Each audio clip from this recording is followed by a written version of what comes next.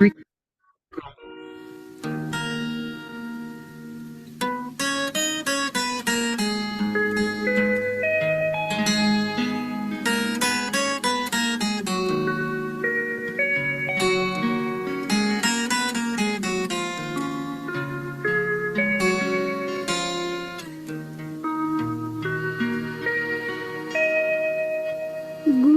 अवगुण में अंतर है क्या, सबको बाबा यही बताए। गुण अवगुण में अंतर है क्या, सबको बाबा यही बताए। गुण अवगुण में अंतर है क्या, सबको बाबा यही बताए। यही बताए हर मानव को कैसे जीवन सुखी बनाए। गुण अवगुण में अंतर है क्या, सबको बाबा यही बताए।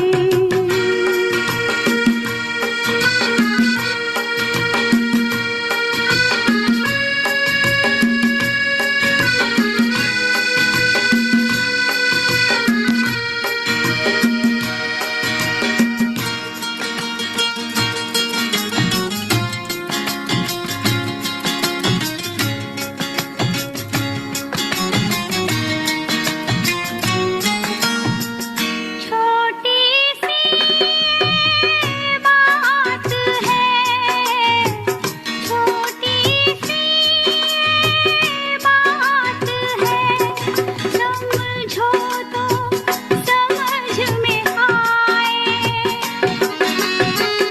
मन से पांच विकार निकालो, जीवन बदल ही जाए। योगी बनो, पवित्र बनो, बाबा ये संदेश सुनाए। योगी बनो, पवित्र बनो, बाबा ये संदेश सुनाए। गुण अवगुण में अंतर है क्या, सबको बाबा यही बताए। ओम शांति। संसार में वैष्णव लोग अपने आप को सबसे ऊंच महान समझते हैं। वो वैष्णव जो विष्णु जी की पूजा करते हैं और खासकर अपने भोजन को शुद्ध शाकाहारी रखते हैं, और उसी शुद्धि के आधार पर उन आत्माओं में जो एक रॉयल्टी रहती है या जो अच्छे संस्कार रहते हैं, उसके कारण वो खुद को बहुत महान समझते हैं। लेकिन अगर हम बाबा की बात करें तो बाबा ने दिए हुए ज्ञान के अनुसार वैष्णव सिर्फ शुद्ध शाकाहारी भोजन तक सीमित नहीं रहता, लेकिन हर तरह का तामसिक भोजन, अपवित्र आत्मा के द्वारा बनाया हुआ भोजन या क्रोध जोश या मोह में बनाया हुआ भोजन, उस भोजन की भी परहेज बाबा ने हम सबको बताई है। और इस स्थूल भोजन की परहेज के साथ साथ मन के संकल्पों की, जो कि मन का भोजन है, उस मन के सूक्ष्म भोजन की भी परहेज बाबा ने हम सबको सिखाई है। अगर मेरे मन में किसी के प्रति भी कोई भी निगेटिव भावना है, दुर्भावना है, किसी के अवगुणों को हमने मन में रखा हुआ है, गुण देखने के बदले हम किसी के अवगुणों की चर्चाएं करते हैं, उन अवगुणों को फॉलो करते हैं, तो भी ये अशुद्धि है, अपवित्रता है। और ऐसी अपवित्रता के साथ हम स्वयं को सच्चे वैष्णव नहीं कहला सकते। तो आज की मुरली के अनुसार सच्चे वैष्णव की डेफिनेशन ही बाबा ने ये बताई कि जो सबके गुण देखता है, गुण ग्रहण करता है, और इस गुण ग्राहकता के गुण के पीछे छिपा हुआ जो कर्मों की गति का गुह्य राज है, वो भी बाबा ने स्पष्ट किया है। बाबा जो कि जानी जाननहार है, हम बच्चों की रग रग को बाबा जानते हैं। भले ही बाबा को चलाने के लिए, अपनी बातों को, अपनी गलतियों को जस्टिफाई करने के लिए, उनको सही साबित करने के लिए बच्चे कई तरह की चतुराई करते, होशियारी दिखाते, लेकिन आज बाबा ने उन सब का भी पोल खोल दिया है कि बच्चे, ये चतुराई का खेल मेरे सामने नहीं चल सकता। और ही उस चतुराई को खत्म कैसे करें, सही ट्रैक, सही रास्ते पर हम किस तरह से चले, इसके बारे में बहुत सुंदर स्पष्टीकरण आज की मुरली में बाबा से हम सबको मिलेगा। तो पूरी धारणा युक्त मुरली है, अपना दर्पण दिखाने वाली मुरली है।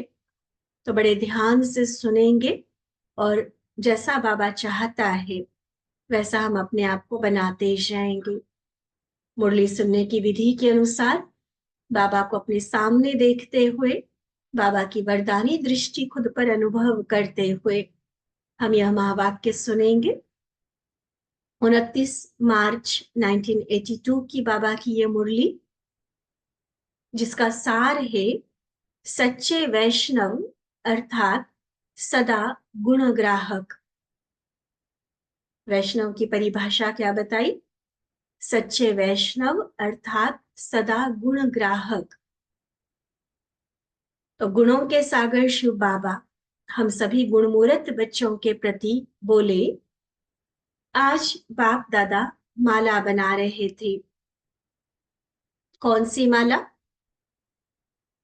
हर एक श्रेष्ठ आत्मा के श्रेष्ठ गुण की माला बना रहे थे, क्योंकि बाप दादा जानते हैं, देखो बाबा की महान नजर हम सभी के प्रति, बाप दादा जानते हैं कि श्रेष्ठ बाप के हर एक श्रेष्ठ बच्चे की अपनी अपनी विशेषता है। कोई भी ऐरा गैरा साधारण बच्चा नहीं है बाबा का, यूजलेस नहीं है कोई भी। हर श्रेष्ठ आत्मा में कोई ना कोई विशेषता, श्रेष्ठता अवश्य है, और उन्हीं विशेषताओं की माला बाबा आज बना रहे थे। अपने अपने गुण के आधार से संगम युग में श्रेष्ठ प्रारब्ध पा रहे हैं। बाप दादा आज विशेष प्यादे ग्रुप के गुणों को देख रहे थे।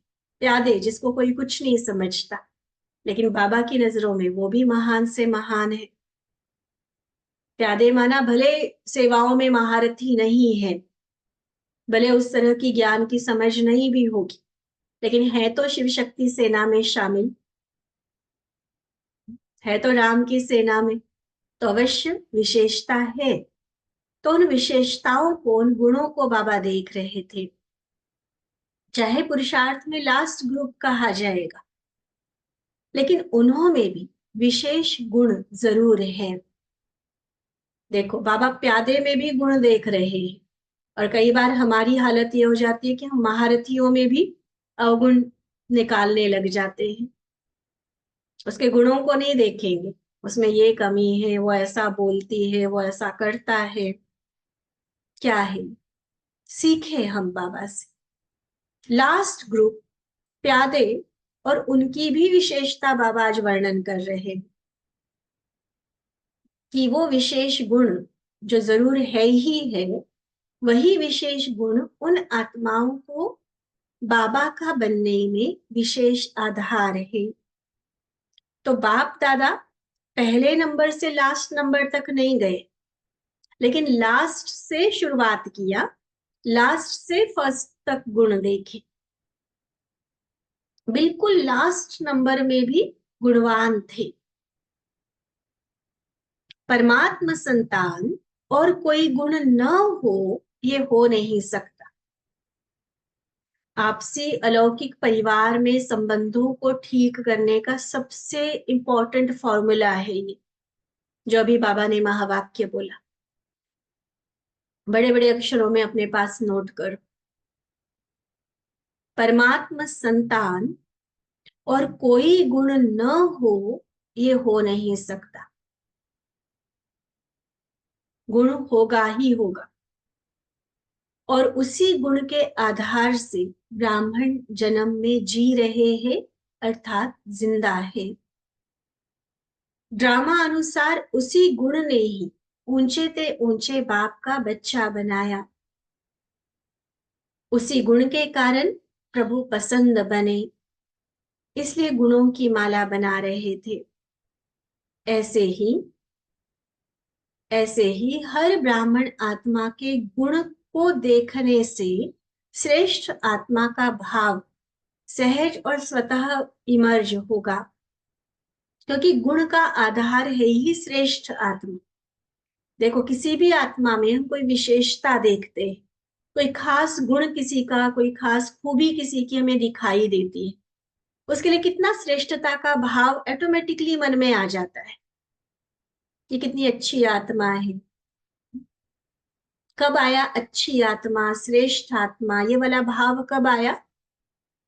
जब उसका गुण देखा। अगर हम अवगुण देखेंगे तो फिर तो बड़े से बड़े महारथी, कईयों को तो दादियों में भी ऐसी बातें दिखती है, तो क्या रिस्पेक्ट रहेगा, क्या श्रेष्ठता का भाव रहेगा। अपनी निमित्त टीचर्स दीदिया, जिन्होंने जीवन समर्पित किया, भगवान की बनकर चल रही, ठीक है, पुरुषार्थी है, अवगुण भी होंगे, लेकिन हमारी नजर कहाँ जाती। और फिर आपसी जो हम भाई बहने हैं, परिवार है, हम आपस में किसका क्या देखते हैं। आज बाबा पाठ पक्का करा रहे, बच्चे गुण देखो, विशेषता देखो, तो स्वतः सबके लिए श्रेष्ठ भाव रहेगा। कई आत्माएं, अब ये बाबा अपने बच्चों की बात कर रहे हैं, दुनिया की बात नहीं है, ठीक है। क्या करते कई बच्चे, कई आत्माएं गुण को जानते हुए भी जन्म जन्म की गंदगी को देखने के अभ्यासी होने के कारण गुण को न देख अवगुण ही देखती है। मतलब अच्छाइयां मान लो किसी की पता है कि ये बहन बहुत अच्छा भाषण करती है, इस बहन की मैनेजमेंट बहुत अच्छी है, ये बहन इस तरह की सेवाएं बहुत अच्छे से कर रही है, मान लो विशेषता है, हमें पता है, उसको हम ग्रांटेड ले लेते हैं, उसको हम भाव नहीं देते ज्यादा। हाँ, उसमें ना थोड़ा सा बोलने की तमीज नहीं है, उस बात को इतना उठाएंगे, इतना बढ़ा चढ़ा के बताएंगे कि जैसे पता नहीं कितना बड़ा पाप किया हो उसने। जो विशेषता है उसको कोई नहीं, कि वो तो जैसे ग्रांटेड है कि क्या बड़ी बात है इसमें। और जो अवगुण है उसको पूरा कितना वर्णन भी करेंगे, दूसरों में भी फैलाएंगे। क्या है, प्रैक्टिकल बात बाबा सुना रहे हैं, करते हैं बच्चे गुणों को जानते हुए, क्योंकि संस्कार ऐसा बना हुआ है जन्म जन्म से गंदगी को देखने का, अवगुणों को देखने का, किसी की कमी या नुक्स निकालने का, तो बस उसी संस्कार के अधीन वश होकर चलते रहते हैं। अब बाबा की बात सुन, ये तो करते हैं बच्चे, अब कितनी सही बात है ये ऐसा करना। बाबा कहते, अवगुण को देखना, अवगुण को धारण करना ऐसी ही भूल है जैसे स्थूल में अशुद्ध भोजन पान करना। सोचो, शुद्ध भोजन की धारणा मेजॉरिटी सभी ब्राह्मणों की होती है। मान लो हम शुद्ध भोजन समझकर कोई चीज खा रहे हैं और अचानक से पता चला कि इसमें एग है, या इसमें कोई प्याज लहसुन है, कोई ऐसी तामसिक चीज डली हुई है, क्या करेंगे? कि वे खा रहे हैं, झूठा कैसे छोड़ेंगे करके खा लेंगे जो बचा है वो भी, और ही जो खाया है ना उसको भी उल्टी करके निकालने की कोशिश करेंगे कि अरे तामसिक चीज, गंदी चीज मेरे अंदर कैसे गई। कितनी परहेज रखते हैं। और अवगुण देखना बाबा ने बिल्कुल उस चीज के साथ कंपेयर किया कि जैसे अशुद्ध भोजन खाना। देखो, स्थूल भोजन में अगर कोई अशुद्ध भोजन स्वीकार करता है तो भूल महसूस करते हो ना, तुरंत उसको करेक्ट करने की कोशिश करते हैं। लिखते हो ना कि खान पान की धारणा में कमजोर पड़ गया, तो भूल समझते हो ना। तो ऐसे अगर किसी का अवगुण अथवा कमजोरी स्वयं में धारण करते हो तो समझो कि अशुद्ध भोजन खाने वाले हो। उसको सच्चे वैष्णव नहीं कहेंगे, विष्णुवंशी नहीं है वो, राम की सेना में चले जाएंगे, क्योंकि फेल हो गए ना। तो फेल वाला कहाँ जाएगा, त्रेता युग में। इसलिए सदा गुण ग्रहण करने वाले बन, गुण मूरत बन। बाप दादा आज बच्चों के चतुराई के खेल देख रहे थे। चतुराई पता है किसको कहा जाता है? पता होता है ज्ञान के आधार पर क्या सही है क्या गलत है, और फिर भी जो मैं गलत कर रही हूँ उसको मैं सही साबित करने की कोशिश करती हूँ। और वो सही साबित करने के लिए बाबा के ही ज्ञान को हम गोलमोल करके उसको अपने हिसाब से, अपने स्वार्थ के हिसाब से यूज करते हैं। ये चतुराई होती है। तो आज बच्चों की कौन सी चतुराई देखी बाबा ने? सुनना ध्यान से, अपने ऊपर भी हंसी आएगी, क्योंकि हम भी कहीं ना कहीं ये बातें करते हैं। ऐसे ही बाबा को हमें समझाना नहीं पड़ता। क्या चतुराई देखी? बाबा कहते याद आ रहे हैं अपने खेल? सबसे बड़ी बात, दूसरे के अवगुण को देखना। आज प्रॉमिस करेंगे बाबा से, किसी का अवगुण ना देखना है, ना उसे सोचना है। वर्णन करना और फॉलो करना तो बहुत दूर की बातें हैं। लेकिन बच्चे क्या क्या करते हैं पहले हम सुनेंगे बाबा से, और फिर लास्ट में भी फिर से एक बार प्रॉमिस करेंगे। ठीक है? सबसे बड़ी बात, दूसरे के अवगुण को देखना, जानना, इसको बहुत होशियारी समझते हैं, इसको ही नॉलेजफुल समझ लेते हैं। लेकिन जानना अर्थात बदलना। मान लो मुझे किसी आत्मा की कोई कमी पता चल गई कि ये गलत है, ये अवगुण है, तो इस जानने को ही हम समझते, देखो हमने कितनी बड़ी बात कर दी कि उसकी चोरी हमने पकड़ ली, उसकी गलती हमने पकड़ ली। बाबा कहते ये होशियारी नहीं है। असली होशियारी, असली नॉलेजफुल किसको कहा जाएगा? कि आप उसको बदल सको। अगर जाना भी, 2 घड़ी के लिए नॉलेजफुल भी बन गए, लेकिन नॉलेजफुल बनकर किया क्या? नॉलेज को तो लाइट और माइट कहा जाता है। जान तो लिया कि ये अवगुण है, लेकिन नॉलेज की शक्ति से अपने व दूसरे के अवगुण को भस्म किया, तब तो कहेंगे नॉलेजफुल। नहीं तो सिर्फ जानकर उस आत्मा के प्रति अपनी भावना बिगाड़ दी, दूसरों को सुनाकर उनका मन भी खराब कर दिया, इसको तो नॉलेजफुल नहीं कहेंगे ना। स्पष्ट हो रही है ना बाबा की बात? तो नॉलेज जो लाइट और माइट है, उस नॉलेज की शक्ति से क्या हमने अपने या दूसरे के अवगुण को भस्म किया, परिवर्तन किया, बदल के व बदला के दिखाया, या बदला लिया, उसने मेरे साथ ऐसा किया मैं भी दिखाती हूँ? क्या कर रहे हैं? अपने को बदला, उस आत्मा को बदला, या और ही बदला लेने के लिए तैयार हो गए? अगर नॉलेज की लाइट माइट को कार्य में नहीं लाया तो क्या उसको जानना कहेंगे? क्या उसको नॉलेजफुल कहेंगे?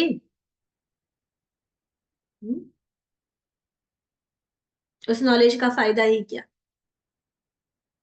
सिवाय नॉलेज के, लाइट माइट को यूज करने के, वह जानना तो ऐसे ही है जैसे द्वापर युगी शास्त्रवादियों को शास्त्र की नॉलेज है, रट्टा वाला ज्ञान बस। प्रैक्टिकल उसका प्रयोग नहीं कर रहे, उसका फायदा नहीं ले रहे, तो ऐसे ज्ञान का मतलब ही क्या फिर? वो तो ज्ञान होना ना होना बराबर है। ऐसे जानने वाले से अवगुण को न जानने वाले बहुत अच्छे हैं। तो वो बुद्धू ज्यादा अच्छे, जिसको पता ही नहीं चलता कि किसी में अंदर कोई अवगुण है, कोई कमी है, वो ज्यादा अच्छे। ऐसी नॉलेज किस काम की जो दूसरों को नीचा दिखाए, देखो तुम ऐसे, तुम वैसे, तुम वैसे।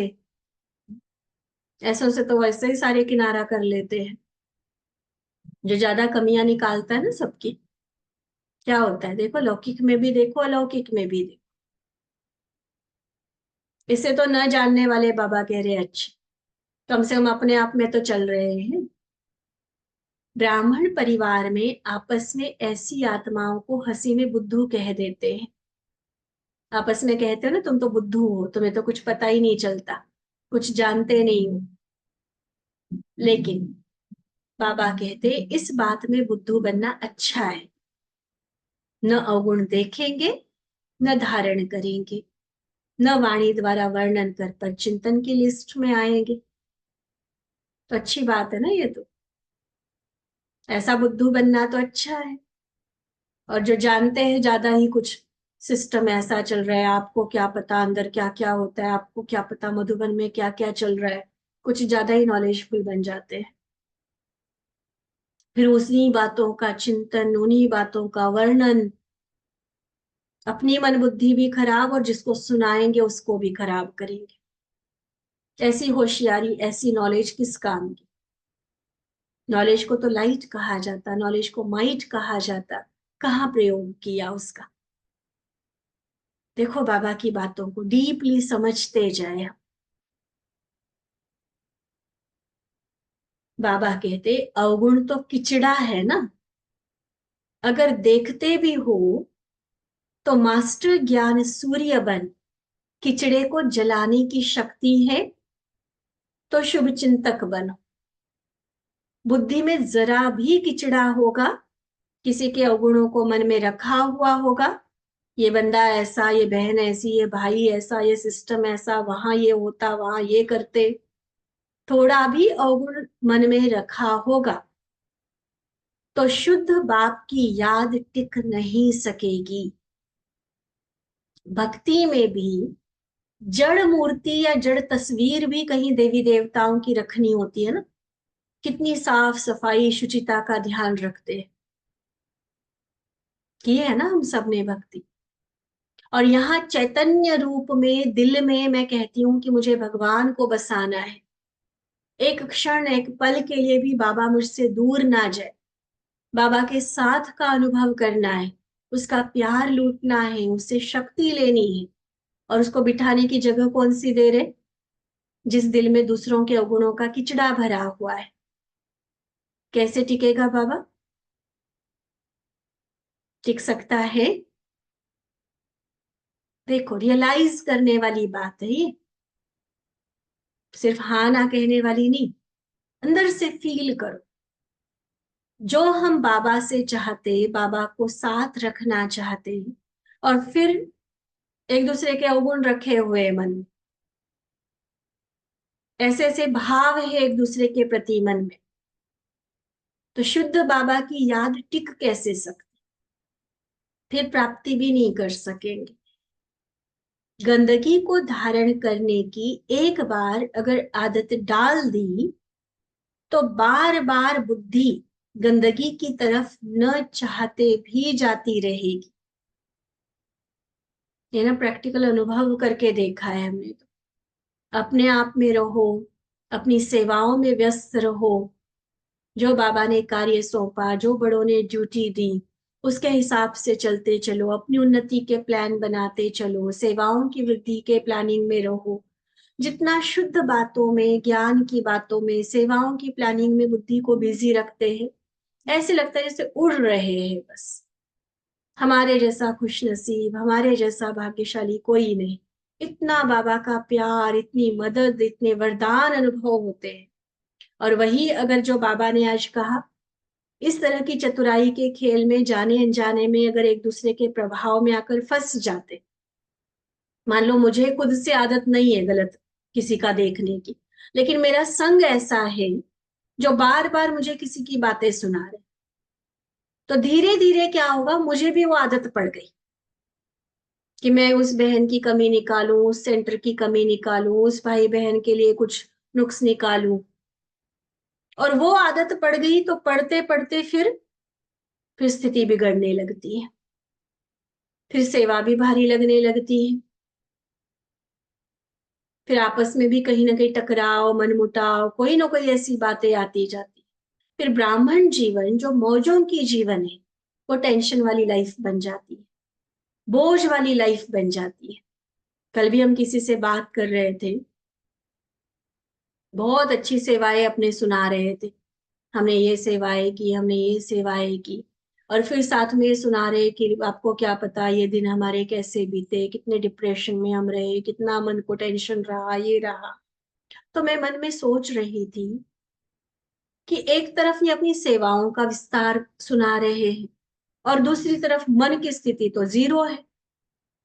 तो ऐसी सेवा का रिजल्ट क्या निकलता, ये भी किसी के बारे में सोचने का बाबा ने अलाउ नहीं किया है, लेकिन वैसे ज्ञान के आधार पर यह चिंतन चला कि कहीं हमारा तो ऐसा नहीं हो रहा है कि सेवाएं तो हम कर रहे हैं और स्थिति पर ध्यान ही नहीं है। और स्थिति का आधार ये है जो आज बाबा हमें गुणग्राहकता का पाठ पढ़ा रहे हैं, जहां हमने एक दूसरे की बातों में इंटरफियर करना शुरू किया, एक दूसरे की कमियां निकालना शुरू की, बाबा की जो हमारी अवस्था को संभालने की गारंटी है वो खत्म। जैसे दुनिया में भी होता है ना, कोई मशीन हम ले आते, कोई चीज ले आते हैं, वो कंपनी की गारंटी होती है, लेकिन मान लो हमने खुद ही खोल के बैठ गए उसको, खुद ही खोल कर कुछ अंदर ठीक करने की कोशिश की। अब कंपनी वाले क्या कहेंगे, भैया आपने खोली क्यों, ना खोलते तो हम करते ठीक, अब आपने खोल लिया, किसी ऐसे अरे गहरे को बुलाकर कर लिया, लोकल किसी को, फिर कंपनी वाले उसकी गारंटी नहीं लेते। है ना, ये दुनिया का एक कॉमन अनुभव है हम सभी का। तो आज बाबा ने ये बात बहुत अच्छे से पक्की कराई है। मुझे बाबा ने ये ड्यूटी नहीं दी है कि मैं किसी के अवगुण देखूं, लेकिन हम देखते हैं, गुणों को जानते हुए भी अवगुणों पर अटेंशन जल्दी जाता है हम। जैसे दिखाते हैं ना कि एक प्रोफेसर ने अपनी क्लासरूम में जाकर एक बड़ा सा सफेद पेपर ब्लैक बोर्ड पर लगा दिया और उस पर एक छोटा सा गोल सर्कल में छोटा सा काला डॉट लगा दिया और स्टूडेंट्स को पूछा तुम्हें क्या दिख रहा है, तो सबने क्या जवाब दिया, काला डॉट। तो प्रोफेसर ने बताया तुम्हें इतना बड़ा सफेद पेपर नहीं दिख रहा है, काला डॉट भी दिखाई दिया सबको। इतना बड़ा सफेद पेपर, सबके जो गुण है, विशेषता है, जिस आधार पर भगवान ने उनको चुना, जिस आधार पर आज कोई ब्राह्मण जीवन में चल रहे, सेवाएं कर रहे हैं, हम उनको इग्नोर करते हैं और उनके अवगुणों को पकड़ते हैं। तो बाबा ने क्या कहा, ये गंदगी देखने का संस्कार है, और अगर एक बार ये संस्कार पड़ गया ना, गंदगी को धारण करने की अगर एक बार आदत पड़ गई, तो बार बार बुद्धि गंदगी की तरफ न चाहते भी जाती रहेगी, उस गंदगी की भी अट्रैक्शन होती रहेगी, और रिजल्ट क्या होगी, वो नेचुरल संस्कार बन जाएंगे। फिर उन संस्कारों का परिवर्तन करने में मेहनत और समय बहुत लग जाता है। दूसरे का अवगुण वर्णन करना अर्थात स्वयं भी परचिंतन के अवगुण के वशीभूत होना है। या बताओ, बाबा ने किसी मुरली में कहा है कि परचिंतन करना बहुत अच्छी बात है, सबको करना चाहिए, कहा है कभी बाबा ने? और ये क्या कहा, परचिंतन पतन की जड़ है। अपने आप में एक बहुत बड़ा अवगुण है परचिंतन करना, दूसरे के अवगुणों को देखना, लेकिन ये समझते नहीं हो। दूसरे की कमजोरी वर्णन करना अपने समाने की शक्ति की कमजोरी जाहिर करना। मैं दूसरे की कमियां गिनवा रही हूं, तो इसका मतलब क्या पता चल रहा है? मैं ज्यादा श्रेष्ठ हूं? नहीं, मैं वहां अपनी कमजोरी सिद्ध कर रही हूं कि मुझे गुण देखने नहीं आते हैं।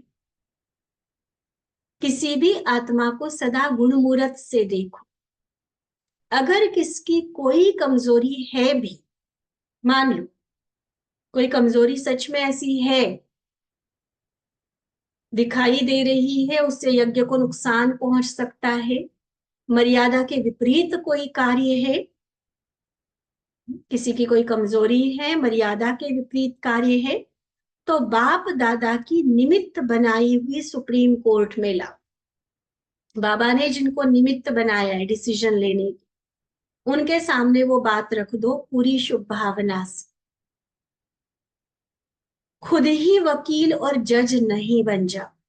खुद ही हम किसी के लिए डिसीजन लेने बैठ जाते, तुम तो किसी काम के नहीं हो, तुम तो यहाँ आ नहीं सकते हो, निकल जाओ यहां से, तुम तो ब्राह्मण कहलाने के लायक नहीं हो। कितनी कितनी ऐसी बात। खुद वकील बन जाएंगे, खुद जज बन जाएंगे, जबकि भगवान ने तुम्हें वो अथॉरिटी नहीं दी। ठीक है, यज्ञ को संभालने के लिए, प्रशासन को संभालने के लिए, प्रॉपर मर्यादा युक्त पूरा सिस्टम चलता रहे, उसके लिए बाबा ने निमित्त जिनको बनाया है, चाहे मधुबन के हिसाब से, जोन के हिसाब से, सेंटर के हिसाब से, जो निमित्त है उनके ध्यान पे वो बात दिला दो। भाई भाई का नाता भूल कर वकील और जज नहीं बन जाओ। भाई भाई का नाता भूल वकील जज बन जाते हो तो भाई भाई की दृष्टि नहीं रहती है। केस दाखिल करने की मना नहीं है, चलो सच में कोई ऐसी बात है बताने की मना नहीं है, लेकिन उसमें भी मिलावट और ख्यानत नहीं कर। मिलावट क्या करते? अपने भाव उसमें मिक्स कर देते हैं। देखो, मान लो किसी की मैंने कोई कमजोरी देखी, किसी आत्मा को, मान लो मोटी बात हम करें, किसी आत्मा को हम किसी के साथ लड़ते हुए देख लिया, रास्ते पर खड़े ठेले पर कुछ खाते हुए देख लिया, है तो मर्यादा के विरुद्ध की बात ना। अब उसकी सुधार की शुभ भावना को लेकर हम बड़ों को बात ध्यान पे दिला रहे, दीदी आप ना उस आत्मा का थोड़ा ख्याल रखना, शायद वो इस बात में थोड़ी सी कमजोर है, हमने ऐसे देखा तो आपके ध्यान पे दिलाया। अब आप उसको जैसे समझाना है, क्योंकि उस आत्मा की क्या कैपेसिटी है, क्या वो कर सकती नहीं कर सकती, वो तो बहनों के ध्यान पे होता है ना। तो दीदी आप उसको समझा देना। ये हो गया, कोर्ट में हमने केस दाखिल कर दिया। और मिलावट और खयानत क्या होती है, उसमें और दो चार बातें मिक्स करके बताएंगे। देखा आज है, उसमें और मनगढ़ंत बातें या पिछली बातें जोड़कर बताएंगे, उसने तब भी ऐसा किया था, तब भी ऐसा किया था, वो 10 दिन जब जाता है तब भी ऐसे ही करता होगा, वो टूर पे जाते, रिश्तेदार के जाते, तब भी ऐसे करते होंगे, पता नहीं है, बट देखा एक बार और 10 बातें उसमें अपनी तरफ से मिला दी, अपना भाव मिक्स कर दिया, फिर और उसमें अपने सर्टिफिकेट भी देने तैयार हो जाते। इसका मतलब ना उसका निश्चय नहीं है पूरा, वो पूरी धारणा में नहीं चलते हैं, पता नहीं बाकी धारणाएं भी करते हैं या नहीं करते। इतनी मिलावट, इतनी ख्यानत उसमें करते जाए, पूरा भाव बन जाता है उस आत्मा को नीचे दिखाने का। अगर बहनें कुछ रिस्पेक्ट देके उसको चला भी रही है ना, पूरा समझेंगे कि बहनों के मन से उसका रिस्पेक्ट खत्म हो जाए, इस तरह से आके बातें सुनाएंगे।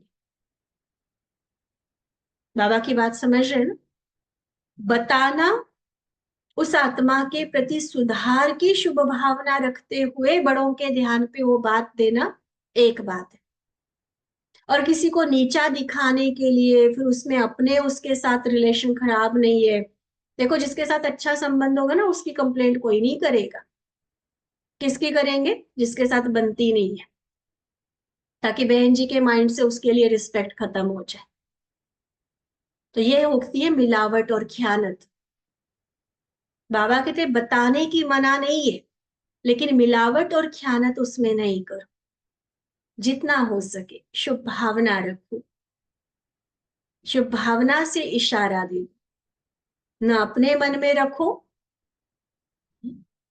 ना अपने मन में रखो और ना औरों को मनमनाभव होने में विघ्न रूप बनो। इतनी बढ़ा चढ़ा के कई बार बातें सुना देंगे जो सुनने वाले का भी मन खराब, तो बट बेचारा मनमनाभव कैसे होगा। मन में मेरे किचड़ा था, मैंने दूसरे के मन में भी किचड़ा डाल दिया, ना मेरे मन में बाबा टिकेगा ना उसके मन में टिकेगा। तो ऐसे विघ्न रूप तो नहीं बनो ना। सुना चतुराई का खेल क्या करते हैं? जिस बात को समाना चाहिए उसको फैलाते हैं, और जिस बात को फैलाना चाहिए उसको समा देते हैं। कहेंगे ये तो सब में है, अरे ज्ञान तो सुनाने वाले बड़े बड़े देखे हैं। और ज्ञान अच्छा सुनाती है सुनाता है उसकी महिमा नहीं करेंगे, उसके गुण की तारीफ नहीं करेंगे कि अरे ये तो बहुतों में होता है, मीठा बोलते तो क्या है, बाबा तो रोज बताता ही है मीठा बोलना चाहिए, तो इसमें कौन सी बड़ी बात है। अवगुणों को देखेंगे उसको फैलाएंगे, और गुणों की जहां प्रशंसा होनी चाहिए, उस गुण को ग्रहण करने का जो पुरुषार्थ होना चाहिए उसको समझेंगे ये तो ग्रांटेड है, ये तो सब में है। तो समझा, ये चतुराई नहीं करो। सदा स्वयं को अशुद्धि से दूर रखो। मनसा में, चाहे वाणी में, कर्म में, संबंध संपर्क में, अगर यह अशुद्धि है कहीं भी किसी भी लेवल की, यह अशुद्धि संगम युग की श्रेष्ठ प्राप्ति से वंचित कर देगी। समय बीत जाएगा, फिर पाना था इस लिस्ट में खड़े होना पड़ेगा। पा लिया नहीं कह सकेंगे, पाना था लेकिन रह गया, ये वाली बात होगी। प्राप्ति स्वरूप की लिस्ट में नहीं कहेंगे उनको। सर्व खजानों के मालिक के बालक और अप्राप्त करने वालों की लिस्ट में, क्या ये अच्छा लगेगा? बाप मेरा सब खजानों का मालिक, मैं उसका बच्चा, और मैं भिखारियों की लाइन में खड़ा हूं कि मेरे पास नहीं है, मुझे मिला ही नहीं सब कुछ करके, अच्छा लगेगा ही? इसलिए अपनी प्राप्ति में लग जाओ, पर चिंतन नहीं करो। अपनी प्राप्ति, अपनी कमाई पर अटेंशन, दूसरों के बारे में सोचना ही है। शुभ चिंतक बनो, निगेटिव नहीं सोचो। अवगुणों को देखकर उसके प्रति कोई भाव, कोई ओपिनियन नहीं बना। बाबा कहते किसी भी प्रकार के विकारों के वशीभूत हो, अपनी उल्टी होशियारी नहीं दिखाओ। यहाँ कई बार ईर्ष्या का संस्कार भी बहुत हावी हो जाता है। जिसके साथ ईर्ष्या होती है ना, उसमें 100 चाहे गुण होंगे नहीं, लेकिन एक अवगुण जो देखेंगे ना, उसी को बढ़ा चढ़ा के बड़ों को बताना शुरू करेंगे। ऐसे ऐसे विकारों के वश बाबा कहते कोई होशियारी नहीं कर। ये होशियारी वास्तव में होशियारी नहीं है, ये नुकसान कर देती है। ये उल्टी होशियारी अब अल्पकाल के लिए भले अपने को खुश कर देगी, और ऐसे साथी भी आपकी होशियारी के गीत गाते रहेंगे। कूटनीति कहते हैं इसको दुनिया में। तो कूटनीति वाले के साथी भी तो होते हैं ना, वो बड़ी तारीफें करते रहेंगे आपकी। लेकिन खास अंडरलाइन करने वाली बाबा की पॉइंट, भले अल्पकाल की प्राप्ति होगी, भले लोग आपकी, जो आपके ऐसी कूटनीति में जो सहयोगी बने होंगे वो आपकी तारीफ करते रहेंगे, लेकिन कर्म की गति को भी स्मृति में रखो। किसी को नीचे गिरा के मैं ऊपर नहीं चढ़ सकती, किसी को पीछे करके हम आगे नहीं बढ़ सकते। कर्म की गति को ध्यान पे रखो। उल्टी होशियारी उल्टा लटकाएगी। आज जो उल्टी होशियारी बताई ना बाबा ने, उल्टा लटकाएगी। अभी भले अल्पकाल के लिए काम चलाने की होशियारी दिखाएंगे, इतना ही फिर चलाने के बजाय चिल्लाना भी पड़ेगा।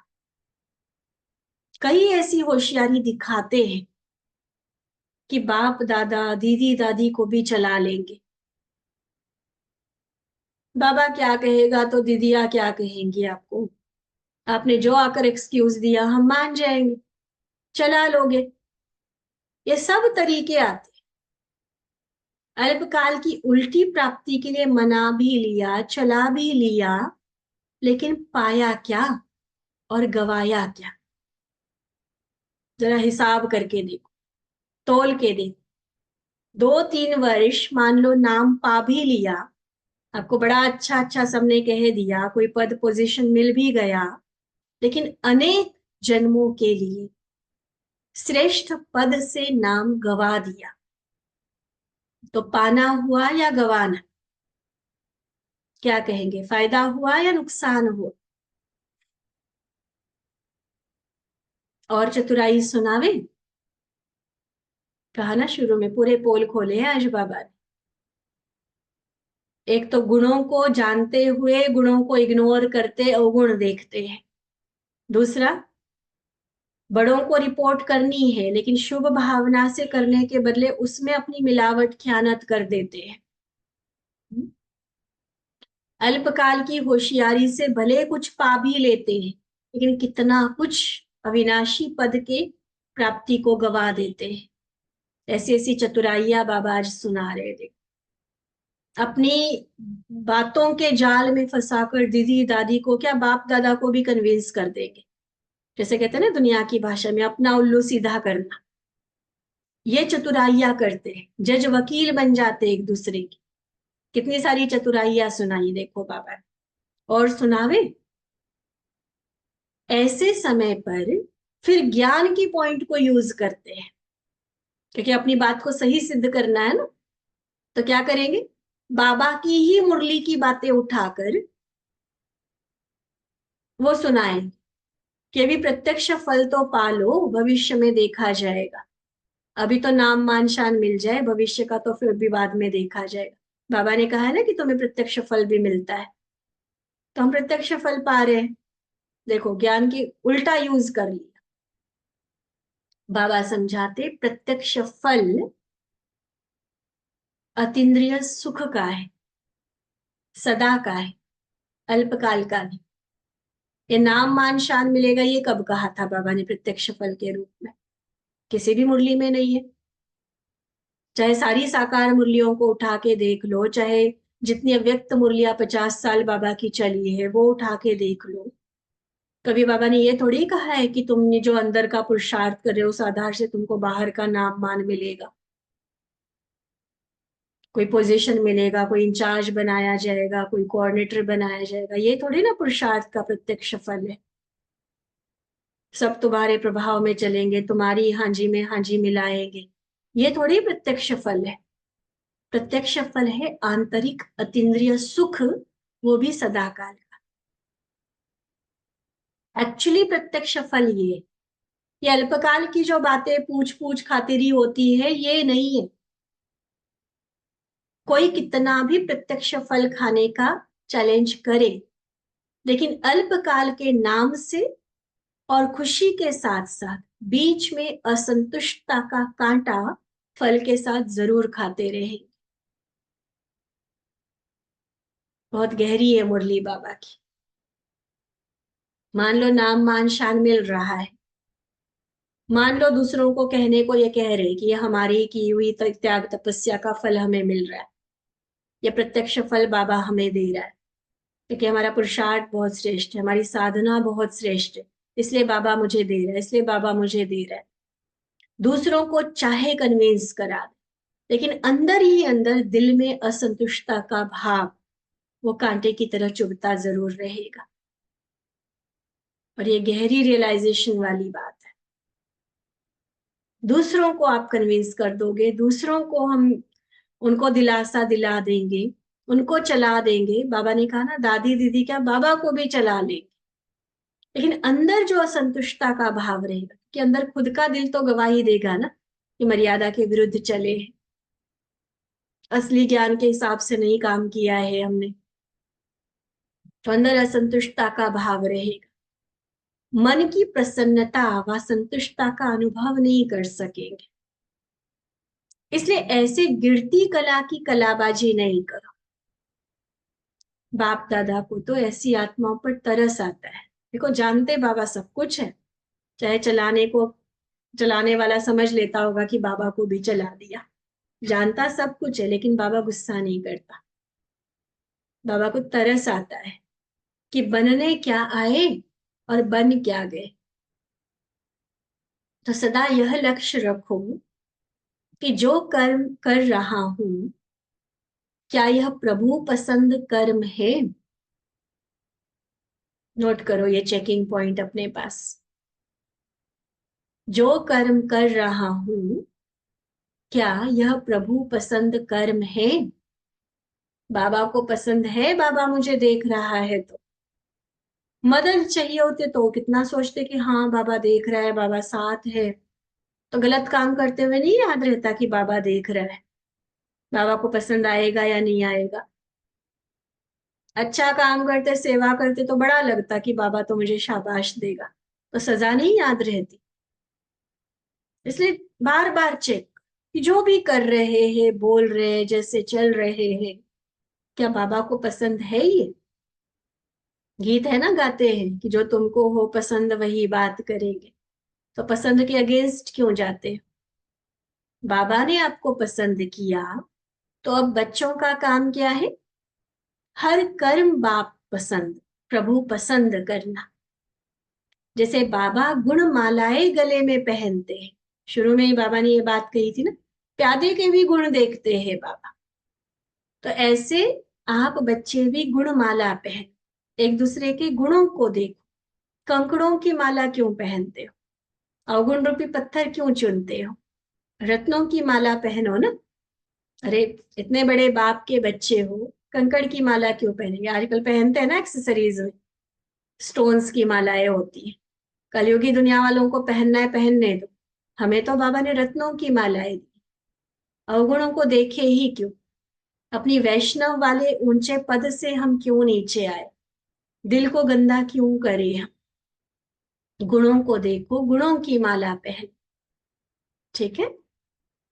अच्छा, ऐसे सदा गुणमूर्त, सदा प्रभु पसंद, सदा सच्चे वैष्णव, विष्णु के राज्य के अधिकार, सदा शुभ भावना द्वारा भाई भाई की दृष्टि में सहज स्थित होने वाले, सदा गुण ग्राहक दृष्टि वाले, ऐसे सदा बाप के समान बनने वाले समीप रत्नों को बाप दादा का याद प्यार और नमस्ते। हम रूहानी बच्चों की रूहानी बाप दादा को दिल व जान, सिक व प्रेम से नमस्ते नमस्ते नमस्ते जी। आगे बाबा की पर्सनल मुलाकात है। ऊंचे ते ऊंचे बाबा के बच्चे मिट्टी में खेलने के बजाय अतीन्द्रिय सुख के झूले में झूलो। ऊंचे ते ऊंचे बाप के बच्चे मिट्टी में खेलने के बजाय अतीन्द्रिय सुख के झूले में झूलो। बाबा पूछते, सदा अपने को सर्व प्राप्ति स्वरूप अनुभव करते हो। प्राप्ति स्वरूप अर्थात अतीन्द्रिय सुख के झूले में झूलने वाले। सदा एक बाप दूसरा न कोई, ऐसे साथ का अनुभव करेंगे। प्राप्ति स्वरूप माना एक अतीन्द्रिय सुख की अनुभूति, दूसरा सदा बाबा का साथ। जब बाप सर्व संबंधों से अपना बन गया, तो सदा बाप का साथ चाहिए ना। कितनी भी बड़ी परिस्थिति हो, पहाड़ हो, लेकिन बाप के साथ साथ ऊपर उड़ते रहो, तो कभी रुकेंगे नहीं, तो बाधा बनेगी नहीं परिस्थिति हमारे लिए, क्योंकि हम तो उससे ऊपर उठ चुके हैं ना। जैसे प्लेन को कोई पहाड़ नहीं रोक सकते हैं। पहाड़ पर चढ़ने वालों को तो बहुत मेहनत करनी पड़ती है, लेकिन उड़ने वाले, कितने बड़े बड़े पहाड़ पर्वत होते हैं, कितने बड़े बड़े रेगिस्तान होते हैं, समुद्र होते हैं, लेकिन उड़ने वालों को क्या फर्क पड़ता है, बड़े आराम से क्रॉस करते चले जाते हैं। तो कैसी भी बड़ी परिस्थिति हो, बाप के साथ उड़ते रहो, तो फिर सेकंड में पार कर लेंगे। कभी भी इस झूले से नीचे नहीं आओ, परमात्मा गोदी से कभी नीचे नहीं उतरो, नहीं तो फिर मैले हो जाएंगे। मैले फिर बाबा से कैसे मिल सकते। बहुत काल अलग रहे, अभी मेला हुआ, अभी मिल गया ना बाबा, तो मनाने वाले मेले कैसे हो। बाप दादा हर एक बच्चे को कुल का दीपक नंबर 1 बच्चा देखना चाहते हैं। अगर बार बार मेले होंगे तो स्वच्छ होने में कितना टाइम वेस्ट होगा। इसलिए सदा मिलन मेले में रहो, मेले नहीं बनो, मेले में रहो। मिट्टी में पांव क्यों रखते हो, देहभान में दुनियावी बातों में आते ही क्यों हो। इतने श्रेष्ठ बाप के बच्चे और मेले, तो कौन मानेगा कि ऊंचे बाप के बच्चे हैं। इसलिए बीती सो बीती, चलो अब तक जो हुआ, बाबा कितना रहम दिल है, देखो कितना दया का सागर। चलो अगर अभी तक गलतियां हुई भी है, अगर अभी तक मेले हुए भी हो, कोई बात नहीं बच्चे, फुल स्टॉप लगाओ। जो सेकंड बीता वह समाप्त, कोई भी प्रकार की उलझन में नहीं आओ। स्वचिंतन करो, परचिंतन न सुनो न करो। पूरी मुरली इसी पर थी ना। परचिंतन न सुनना है न करना है, क्योंकि यही मैला करता है। सुना है ना बाबा ने बीच में, कई बार खुद की आदत नहीं होती, लेकिन संग में आते आते बातें सुनते सुनते हमारे अंदर भी वो संस्कार पड़ जाता है। इसलिए ना सुनो ना करो। अभी से क्वेश्चन मार्क समाप्त, बिंदी लगा दो, बिंदी बन, बिंदी बाप के साथ उड़ते रहो। ठीक है, तो कोई बाधा, कोई पहाड़, कोई परिस्थिति हमें किसी तरह से रोक नहीं पाएगी। तो ऐसे उड़ती कला में उड़ने वाले अवगुणों को नहीं देखना, हमें बिल्कुल नहीं देखना। आज प्रॉमिस करेंगे फिर से बाबा के साथ, 1 मिनट एकदम साइलेंस में, मुरली पूरी होने के बाद भी बाबा को सामने देखते, राइट हैंड बाबा के हाथ में देते, पक्का प्रॉमिस बाबा से। जब भी देखेंगे किसी के भी अवगुण देखेंगे और किसी के भी हम गुण देखेंगे, गुणों की प्रशंसा करेंगे, गुणों को धारण करेंगे, अवगुण न देखेंगे, न चित्त पर रखेंगे, न वर्णन करेंगे। बिल्कुल फुल स्टॉप, आंखें बंद कर लो गुणों के। देखना है तो गुण देखो, नहीं तो बस अपने आप में बिजी रहो। अवगुण दिखता भी है, उसके भी 2-3 तरीके बाबा ने बताए। या तो अपनी शक्ति से, शुभ भावना से उसको इशारा देकर चेंज कर सकते हो, नॉलेज की शक्ति से, योग की माइट से, तो अच्छी बात है। ज्यादा ही कोई मर्यादा के बाहर की चीज है, बाबा ने बताई हुई निमित्त आत्माओं के सामने उसको रखो, शुभ भावना से रखो, मिलावट के साथ नहीं, और अपनी बुद्धि में उसके लिए फुल स्टॉप लगा। फिर ये ना पूछने लग जाओ कि आपने क्या एक्शन लिया, आपने बात दे दी, अब आगे वो जाने बाबा जाने। इतना जब अपनी बुद्धि को स्वच्छ बना के चलेंगे, तब बाबा का साथ, बाबा का प्यार, बाबा के वरदान, इन सब की अनुभूति स्वतः और सदा होती रहेगी। अच्छा, ओम शांति।